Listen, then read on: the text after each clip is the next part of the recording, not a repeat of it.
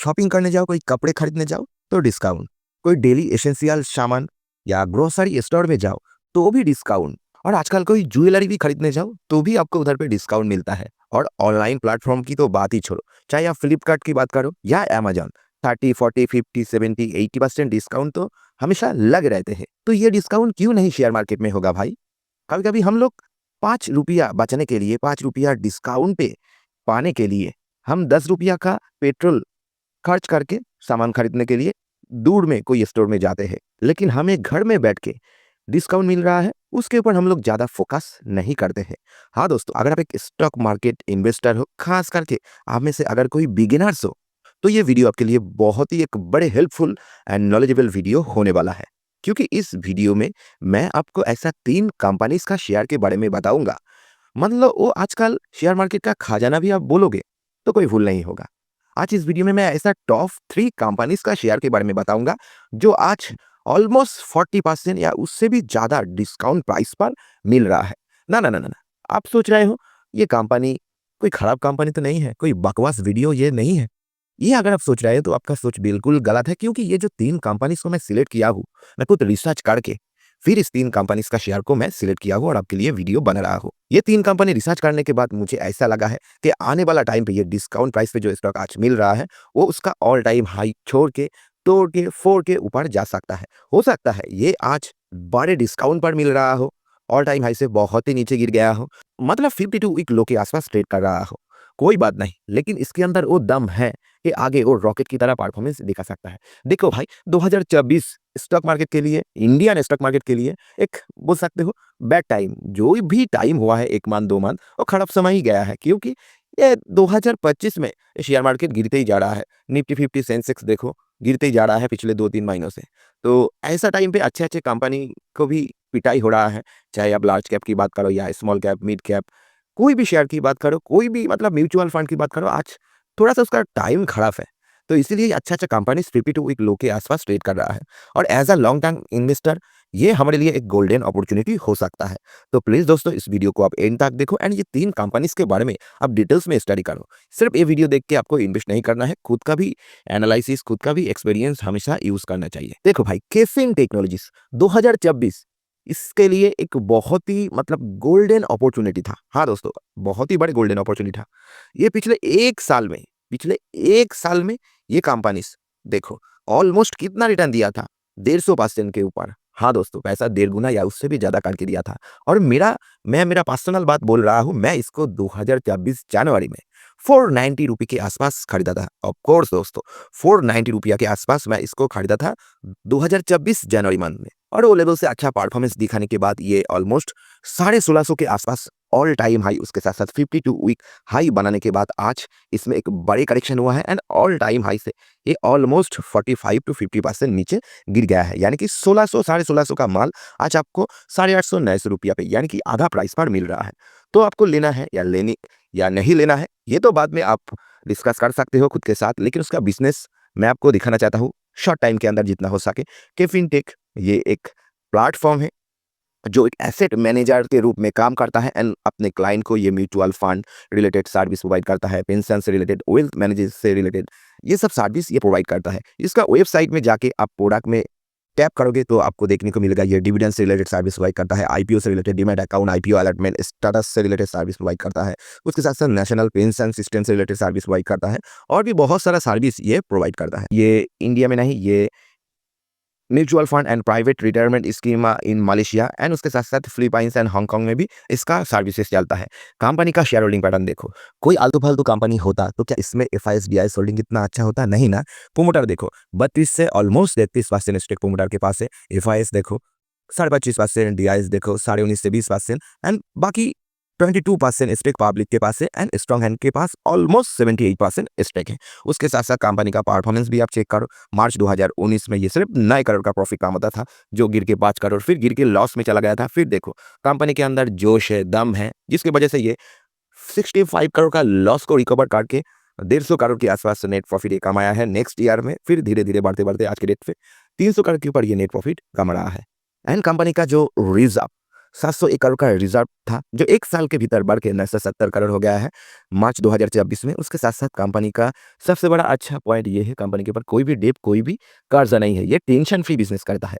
Company का long term borrowing 0, short term borrowing भी 0 and आजकल ऑलमोस्ट 45 टू 50% डिस्काउंट पर मिल रहा है। तो अगर आप लॉन्ग टर्म के लिए इन्वेस्ट करना चाहते हो, कोई अच्छा स्टॉक डिस्काउंट पे मिल रहा है, ऐसा स्टॉक आप ढूँढ रहे हो, तो ये कंपनीज़ आप ज़रूर एक बार स्टडी कर सकते हो उसके बारे में। फिर जब टेक कंपनी के बारे में बात कर रहा हूँ और एक टेक कंपनी के बारे में बात कर लेता हूँ, जो बहुत ही फेमस है और एक टाइम था बहुत ही पॉपुलर था, क्योंकि तब ये रॉकेट की तरह भाग रहा था और सिर्फ देखो 4-5 सालों के भीतर ये 2000%, 2200% रिटर्न दे रहा था।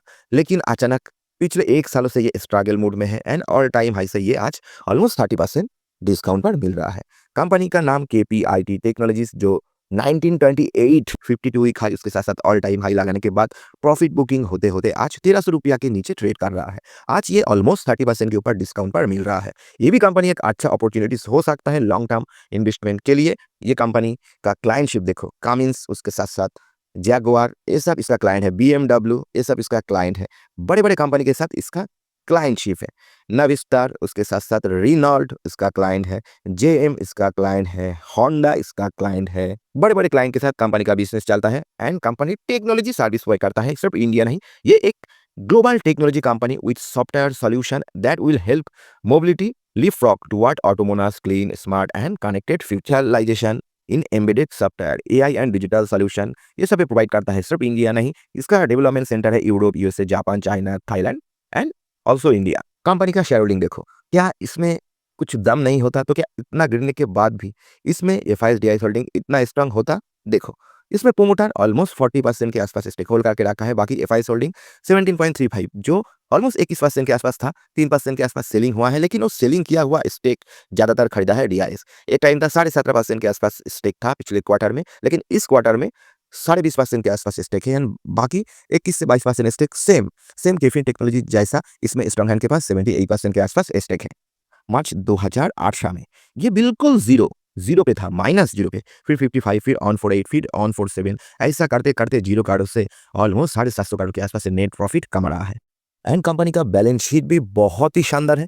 कंपनी देखो 750 करोड़ के आसपास रिजर्व था कंपनी के पास मार्च 2020 में, लेकिन फिर बढ़ते-बढ़ते वो आज 1330 करोड़ के आसपास पहुँच गया है। उसके साथ-साथ long term borrowing 0, short term borrowing भी 0, मतलब ना के बराबर। इसको आप नेट डेट फ्री कंपनी भी बोल सकते हो। आज ऑलमोस्ट 30% के आसपास डिस्काउंट पर मिल रहा है, तो लॉन्ग टर्म के लिए इसमें आप जरूर जा सकते हो। फिर one of my favourite company, जिसका मैं खुद शेयर होल्डर हूँ और भारी मात्रा में हूँ, मेरा पोर्टफोलियो का एक बड़े स्टेक ईडा शेयर में है और मैं आप थोड़ा-सा लाल निशान पे मेरा ये शेयर चल रहा है पोर्टफोलियो में, लेकिन फिर भी मुझे उम्मीद है कि ये आगे अच्छा कर सकता है। देखो, पहले बजट आया, फिर इलेक्शन आया, फिर इलेक्शन का रिजल्ट आया, ये रॉकेट की तरह तेज़ी दिखाया था। हाँ, रॉकेट की तरह भागा था और बहुत ही शॉर्ट टाइम के अंदर ये ऑलमोस्ट 300, 350, 400% रिटर्न बना कर दिया था। लेकिन रिजल्ट निकलने के बाद, फिर फाइनल बजट पेश होने के बाद ये लगातार गिरते जा रहा है और इस बार भी मतलब 2025 बजट में भी कुछ खास अलॉटमेंट नहीं हुआ, जिसकी वजह से ये गिरते जा रहा है। लेकिन इसका क्वार्टरली रिजल्ट अच्छा है, मैं खुद रीड किया हूँ।